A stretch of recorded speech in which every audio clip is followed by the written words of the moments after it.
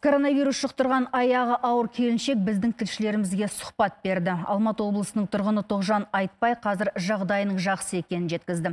Шамамен бір апта бұрын ақштан ұшып келген жерлесімізде қауіпті індет екінші қайтара тексергенде ғана анықталған. Біз 25 күні Москвадан ұшып келдік.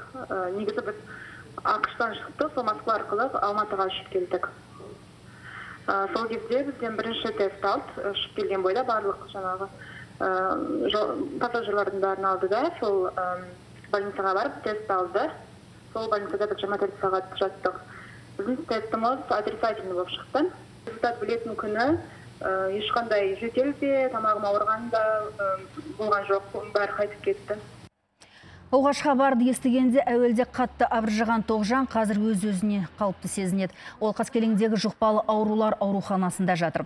Бала көтергеніне 4 ай болған. Дәрігерлердің бақылауында жатқан ол тек ағзасының иммунитетін көтеретін дәрі қабылдап жатыр екен. Айтуынша өзінің де іштегі баласының да денсаулығы еш қауіп төніп тұрған жоқ. Тек карантинде жатқандықтан оның жағдайын бақылап тұруға гинеколог маман кіре алмайды екен.